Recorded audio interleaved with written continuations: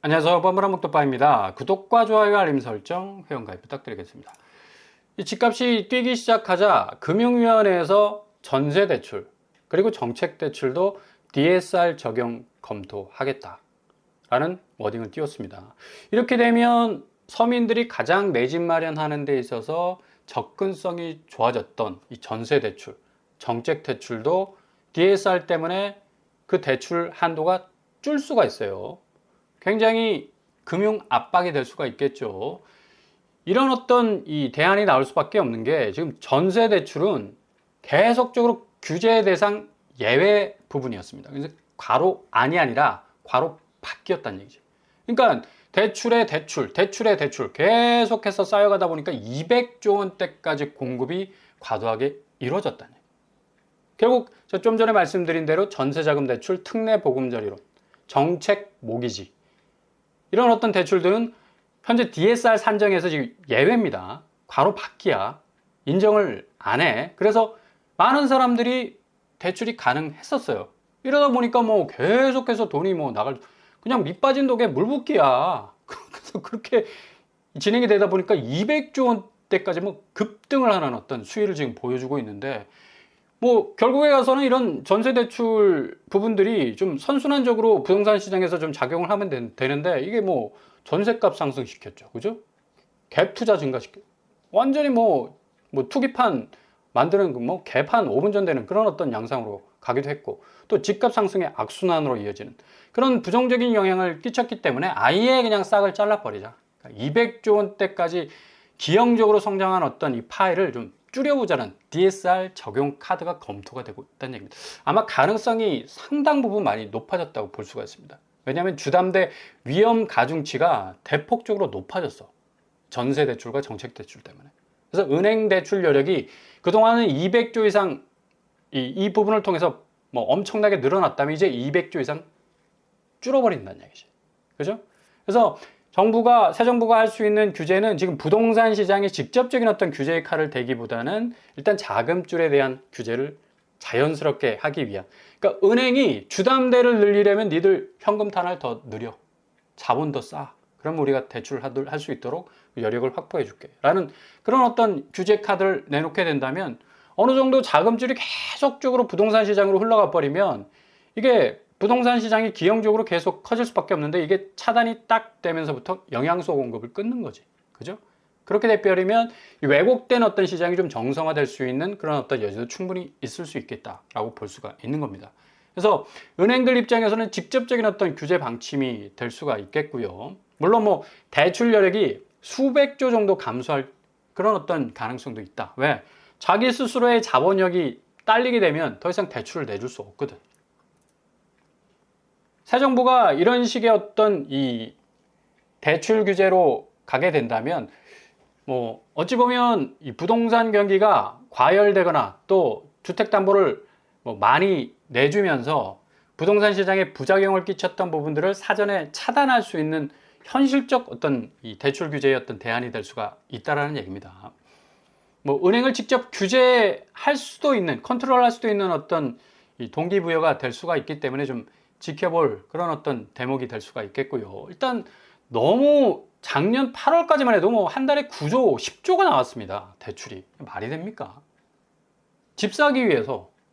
그러니까 뭐 집값이 들썩거렸고 공급은 그냥 개미 눈곱인데 대출은 뭐 천문학적으로 때려 부어줬으니까 작년 하반기 들어서 집값이 들썩들썩 거리지 않았습니까? 그죠? 그런 어떤 여파도 있었고 아무튼 이 자금줄에 대한 어떤 규제가 분명히 나올 것으로 보이고요. 지금 요동치는 서울 아파트값 3월에 정점을 찍었다가 쭉 내려왔다가 다시 5월 달에 올라서고 있죠. 이게 고스란히 자금줄하고 연결돼 있어. 그죠? 그만큼 가계대출 월간 증가폭이 상당 부분 6월 달 들어서 높아지는 어떤 모습으로 가면서 5월 달, 6월 달 서울 집값이 불장이라는 수식어가 등장할 정도로 들썩거리고 있는 그런 모습을 보여주고 있다는 얘기예요. 그래서 당연히 뭐 은행의 손실 흡수 능력을 강화하기 위한 위험 가중 자산의 최대 2.5% 범위 내에서 경기 대응 완충 자본을 쌓아라 라는 어떤 이 취지에서 더 아마 이 쌓아야 하는 어떤 현금 탄압이 늘어날 가능성이 높다는 얘기입니다. 일단은 이렇게 되면 부동산 시장에 진입하기 위한 소비자 입장에서는 대출 문턱 높아지고 금리 더 오를 가능성 많겠죠. 은행이 자본 확충 부담을 떠안을 경우에 위험자산 심사 기준을 강화하거나 고위험금 대출을 또 축소할 수 있게. 그러니까 대출 문턱이 일단 높아질 수밖에 없다는 얘기입니다. 그러니까 은행 스스로도 늘 필터링을 해야 되기 때문에. 근데 이게 조금 핸디캡이 될 수 있는 게 실수요자와 취약계층이 가장 먼저 자금 조달에 어려움을 겪을 가능성도 있다라는 얘기예요. 그죠? 상당 부분 지금 이 금리 부분이 안정적으로 내려오기에는 이제 그런 시대는 좀 갔다. 그죠? 초저금리 시대는 이제 더 이상 기대할 수 없는 지금의 금리 수위가 고스란히 유지되거나 오히려 역으로 또 올라갈 가능성도 상당 부분 높아요. 어제 이 미국 연준에서 FOMC에서 기준금리 동결하지 않았습니까? 그렇게 그냥 트럼프가 파월을 향해서 나발을 불듯이 금리 내려라, 금리 내려라. 그냥 조인트를 까듯이 그냥 파월을 향해서 계속적인 공세를 늦추지 않았음에도 불구하고 4연속 금리 동결을 벌여서 파월 이 양반도 참 맷집이 대단한 것 같아요. 그냥 두드려 맞아도 이 계속 패는 사람으로 하여금 지치게 만드는 것 같아. 그래서 결국에 가서는 트럼프가 백기를 들 수밖에 없는 그런 어떤 이 양상으로 가고 있는 것 같은데, 아무튼 환율, 가계부채, 중동 리스크, 뭐 삼중 부담, 추가 인하보다는 지금 쉬어가기에 무게를 둘 수밖에 없는 금리 상황이고, 지금 미국이 이런 식으로 계속해서 금리 동결로 가게 돼버리면 아마도 이 서울 집값 상당히 지금 뭐 불장을 외치고 있지만 결국에 가서는 7월을 분기점으로 해서 다시 수그러들 가능성이 높다는 걸 볼 수가 있습니다. 한미 기준금리 차이가 지금 2% 나오고 있습니다. 2%면 그래도 좀 아슬아슬한 추이예요. 이게 지금 한국은행이 다시 기준금리를 내려버리게 되면 이 차이는 더 벌어지게 되겠지. 한국은행 입장에서는 굉장히 부담스러울 수밖에 없어요. 지금 뭐 경기 부양하기 위해서는 금리를 좀 내려줘야 하는 그런 입장인데도 불구하고 지금 집값이 들썩거리고 있으니까 금리 인하 딱 버튼 눌러버리면 더 올라갈 건데, 스페이스 X 로켓 추진력, 추진 점화하기 위한 버튼이 될 건데 더 팍 치고 올라갈 가능성이 높아요. 그래서 금리 인하 8월 달에는 거의 물 건너간 것으로 봐야 되고, 그만큼 지금 시중은행도 지금 간보기를 하고 있는데 예금 금리는 중앙은행에서 금리 내렸으니까 우리도 금리 내려야지 하고 내린 게 예적금 금리야. 모든 은행에 파킹한 돈들이 예적금 금리 이자 좀 타먹으려고 하면 완전히 지금 뭐 3% 이하로 내려버리기 때문에 아무런 메리트가 없어. 대신 주담대기는 어떻게? 안 내려. 그냥 고스란히 고점에 그냥 물려놓고 그냥 빨래를 냈으면 걷어야 될 거 아니야. 계속 널어놓고 있는 거야. 그냥 빨대를 딱 꽂고 그냥 수익률 극대화를 위해서 이렇게 몸부림을 치고 있는 상황에서 한미 기준금리까지 이렇게 뭐 이게 폭이 줄지를 않고 있습니다. 이렇게 되다 보니까 지금 뭐 제롬 파월은 미국 내 물가 상승률 여전하다, 관세 영향 때문에 향후 경기 전망 자체도 좀 불투명하다라는 어떤 이유를 들어서 아마 올해 기준금리를 내릴까? 뭐 그런 어떤 얘기까지 나오고 있어요. 국내에서는 뭐 코픽스 금리, 그러니까 변동금리의 어떤 기준금리가 되는 그런 금리인데, 코픽스가 내렸다고 해서 지금 변동금리가 더 떨어질 거라고 얘기를 하고 있는데, 이거 말 그 자체가 변동이잖아. 그죠? 죽을 듯 변동이 심할 수 있는 게 변동금리잖아. 카멜레온 같이 금리가 그냥 시시각각 바뀌어질 수가 있어요. 어제의 변동금리와 오늘의 변동금리는 달라. 고정금리가 그래서 중요해. 그래서 많은 사람들이 고정금리로 갈아타고 있잖아. 아무리 코픽스가 떨어져서 변동금리가 하향세로 시그널을 보낸다고 하더라도 좀 위험천만한 어떤 요소가 충분히 있다는 얘기죠. 대신 지금 미국의 기준금리 동결됐죠. 미국채 금리 올라가고 있죠. 당연히 국내 은행채 5년물 평균금리가 용오름하고 있어요. 그죠? 6월 10일 2.856까지 지금 올라가고 있네. 은행채 5년물 평균금리는 주담대 금리를 압박하는 금리입니다. 그러니까 그만큼 금리가 내려올 수 있는 미끄럼틀을 타고 쭉 하고 내려올 수 있는 그런 여지가 없다는 얘기예요. 블러킹, 완전히 막혀 있다는 얘기예요. 지금 미국 국채 10년물이 뭐 내려간다 하지만 4% 선 밑으로 내려간 적이 없어. 그만큼 미국의 국채가 가격이 굉장히 다운돼 있고, 반대로 미국 국채 금리는 올라가고 있고, 미국 국채 10년물은 은행채 5년물에 직접적 영향을 주기 때문에 시중은행이 이거는 당위성이 있는 겁니다. 우리가 주담대 금리 올리는 거 은행채 금리 올라가는데 어떻게 우리가 주담대 금리 안 올려? 올릴 수밖에 없죠. 그러니까 할 말이 없는 거예요. 주기형 주담대는 준거금리가 되는 은행채 5년물 금리 상승 영향 받으면서 4대 은행 모두 금리가 일제히 지금 올랐어요. 지난달만 해도 가상금리 조금 내려서 주담대 금리 내린다는 그런 어떤 스탠스 보여줬잖아. 완전히 달라졌어. 국민은행 0.17포인트 올렸습니다. 인터넷 전문은행 K뱅크 역시도 0.29% 올렸어. SC제일은행 역시도 18일부터 주담대 영업점장 우대금리를 0.15포인트. 그러니까 직접적으로 금리 내리지 못하면 우대금리를 축소하는 방향으로 가면서 이제 이후에 또 실질적 금리도 올리겠지. 그만큼 지금 고금리에 물려있는 상황에서 계속적으로 집값이 오른다? 이게 집값이 어느 시점에서는 분명히 떨어질 가능성이 엄청나게 높습니다. 그 자체, 그 분기점 자체가 하나의 리스크가 될 수밖에 없다는 얘기죠. 지금 우리은행도 마찬가지고 국민은행 비대면 전용 주기형 주담대 상품의 최저금리 불과 6일 만에 0.26포인트 올랐습니다. 그러니까 시중은행이 저마다 다 그냥 뭐 주담대 금리 열심히 지금 펌프질하고 있는데 지금 금리 내려갔는데 서울 지금 불장인데 빨리 집을 사야 되겠네 하다 보면 오판할 가능성이 높다는 얘기. 대신 내가 강남 상구나 마영성 쪽으로 좀 접근을 해볼래. 뭔가 좀 몇 년간 준비해온 어떤 자금이 있다면 뛰어드세요. 뛰어드는 것도 뭐 어느 정도 뭐 가능성은 있어 보이지만 그러나 비강남권 같은 경우는 강남과 마영성 그 어떤 이 견인력에 따라서 같이 상승하기는 조금 어렵다. 그죠? 이후에 강남권도 그리고 마영성 준강남권도 상당히 또 그런 어떤 역풍을 맞을 가능성도 높다는 얘기고요. 아무튼 지금 주담대 금리는 역주행하고 있어요. 금리 왜 이래? 라는 말이 나올 정도로 분명히 내가 보도를 통해서 금리 내려간다고 얘기를 듣고 이렇게 주담대 받기 위해서 이렇게 창구를 방문했는데 이거 뭐 직원한테 따질 수도 없는 거잖아. 그죠? 고스란히 아니 더 올랐다는 체감적인 느낌을 받을걸? 일단 창구를 방문하셔야지 이 금리 상황이 어떻게 돌아가는지를 피부로 느낄 수가 있다니까. 아니 내려갔네? 뭐 올라갔네? 지표만 보고는 전혀 이게 알 수 없는 그런 어떤 미궁에 빠질 가능성이 높다는 얘기입니다.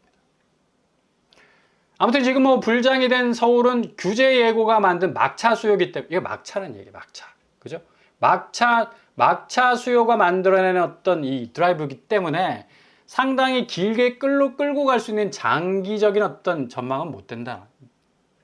스트레스 DSR 규제, 정책 예고가 부른 그런 마지막 수요가 지금 밀어 올리는 그런 어떤 집값 상승세일 가능성이 높아서 수요 폭발 시점이 아니라 다시 수렴이 되는 시점으로, 그러니까 재편성이 된다는 그런 어떤 이 지형도의 변화로 보셔야 된다는 얘기입니다. 그리고 마포 성동이 왜 오를까?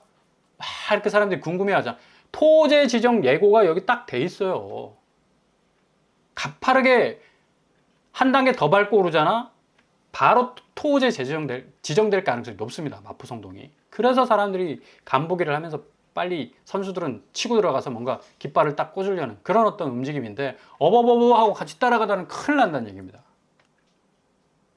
뭐 2017년 8.2 대책, 2020년 6.17 대책, 2022년 대출 규제 강화 국면 등등 뭐 정부의 정책 예고가 단기 수요 자극했고 가격이 급등한 후에 이후에 맞이한 건 뭡니까? 거래 절벽 탁 생겨버리고 숨고르기를 맞이한 순환 구조가 계속적으로 지금 이어지고 있다는 얘기입니다. 그리고 이게 더 이 악화될 조짐이 큰 것은 대변수가 크잖아요. 미국의 트럼프의 관세 장벽 자체, 이 협상이 어떻게 진행되느냐에 따라서 자산시장과 자본시장의 또 이 지형도가 변화가 될 것 같고, 이후에 지금 뭐 대출 부분도 그렇고요. 금리 부분도 상당 부분 많은 변수로 작용할 가능성이 높기 때문에 좀 신중하게 판단하셔야 된다는 얘기예요. 강동, 성동, 마포구 집값 일주세 뭐 0.4% 올랐다. 규제 불안의 거래가 뭐 활발해진다. 등등의 온갖 뉴스들이 쏟아지는 그 이면에는 역시 새 정부에 대한 기대감, 코스피가 3,000 찍는 그런 양상을 보여주고 있고, 당연히 따라오는 자산시장, 아파트 시장의 기대감도 커져가고 있기 때문에, 그리고 7월달 딱 코앞에 두고 있는 이 대출 규제가 있잖아요. 그죠? 그렇기 때문에 병목 현상이 일어나고 있다고 보셔도 무방할 것 같습니다.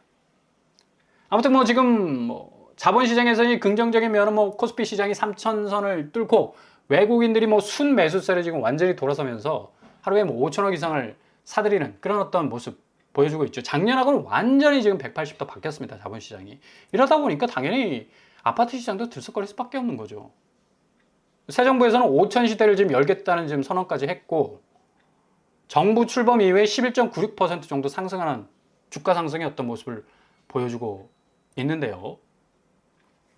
최근 3년 코스피 추이를 보더라도 자본시장이 확실하게 변화되고 있는 걸 볼 수 있죠. 2023년부터 2025년 6월 20일 3년 6개월 동안에 3천선을 뚫은 적이 거의 없었다. 근데 결국에 올해 들어서 뚫기 시작했는데, 이게 고스란히 지금 뭐 자산시장까지 그 분위기가 확산 조짐을 보이고 있다는 얘기입니다. 그래서 뭐 서울 불장이라는 얘기가 나오고 있는데, 긍정적인 시각으로 보자면 이런 어떤 좀 회복되는 자본시장의 흐름들이 아파트 시장으로 전이되고 있는 그런 어떤 상황으로 볼 수가 있는 거죠.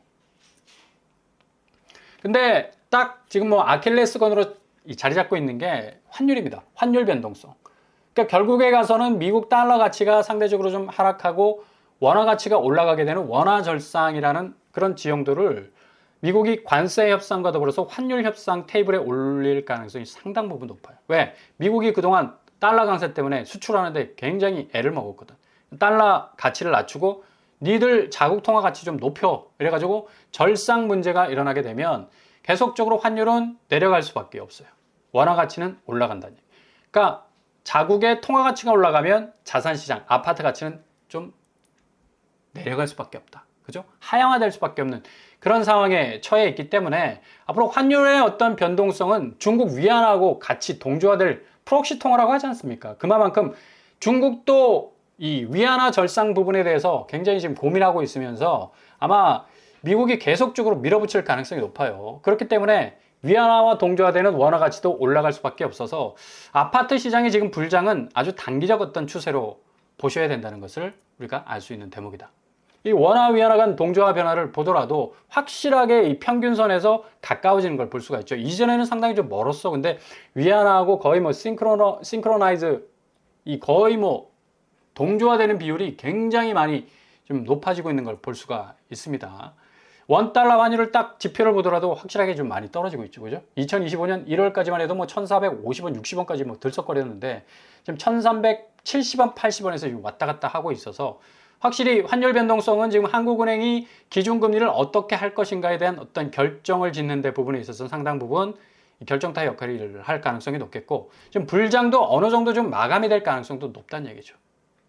이렇게 되다 보니까 지금 신축 아파트나 뭐 분양하는 아파트들이 뭐 분위기가 좋아가지고 계속적으로 완판해가지고 전체적으로 부동산 시장이 뭐 불장으로 가는 분위기가 아니라는 건, 힐스테이트 매대할래가 지금 뭐 무순위 집집이 109세대가 나왔어요. 무려 50% 이상 정도가 계약 취소 해버렸습니다. 왜? 분양가가 너무 높기 때문에. 그리고 북수원, 서울하고 근접성 얼마나 좋습니까? 디에트르도 역시 뭐 어마무시하게 무순위가 277세대나 나왔네. 이게 그냥 일반 분양이지 무슨 무순위 분양이야. 그 정도로 지금 업황이 안 좋다는 얘기예요. 고양 더샵 포레나 역시도 254세대. 그러니까 대부분 브랜드를 달고 있잖아. 힐스테이트, 디에트르, 그 다음에 더샵까지. 그럼에도 불구하고 200세대 뭐 넘게 나오는 무순위 분양이 이렇게 쏟아진다는 건 분양시장이 그만큼 안 좋다는 얘기고, 군포에도 마찬가지 35세대. 대부분 분양가가 원인이죠. 뭐 10억 넘는 분양가 20평대에도 불구하고. 그래서 이런 부분들이 명암이 분명히 교차가 되고 있습니다. 잘 좀 살펴보셔야 될 필요가 있고, 일단은 분양가 상한제 아파트, 공공분양, 공공임대에 좀 집중하시라. 최저 비용으로 초기 비용을 줄일수록 내가 겪을 수 있는 리스크는 줄 수 있다. 그래서 성동구치소 부지가 다음 주에 아주 중요한 발표가 있을 것으로 예상이 됩니다. 이제 본격적인 분양 드라이브를 걸고 좀 치고 나갈 가능성이 높은데 1240가구, 5급역, 역세권, 초초 역세권이죠. 1200가구가 송파구 5급역에서 나온다는 것 자체가 굉장한 어떤 메리트가 될 수 있고, 일단은 뭐 미리네 집이나 이익공용으로 나오면 3억에서 5억 정도 선에서 충분히 진입할 수 있는 그런 메리트가 있겠죠. 1단지 241가구, 2단지 999가구로 조성이 될 것 같습니다. 그리고 노른자, 서초, 성대마을도 지금 엄청난 지금 속도로 진행이 되고 있고, 제일, 우미, 중흥, 호반, 신영이 참여를 하고 있어요.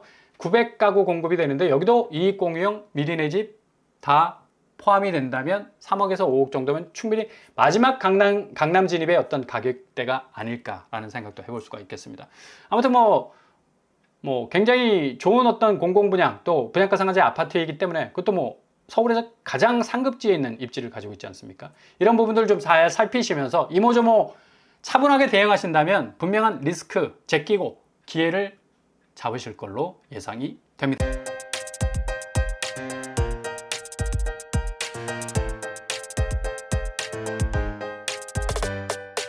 오늘의 부동산 캐릭터처 미국의 변수가 지금 기준금리 동결로 인해서 한국은행 기준금리 역시도 금리 부분에서 상당히 좀 타이트하게 갈 가능성이 높다.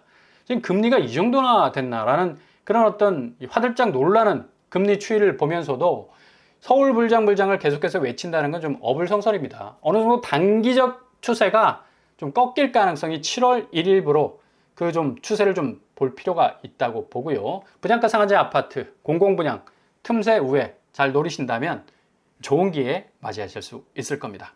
오늘도 원합니다. 항상 여러분의 길이 꽃길만 되실 수 있길 바랍니다. 상으로 뻔뻔한 복독방을 마치겠습니다. 구독과 좋아요 부탁드립니다. 감사합니다.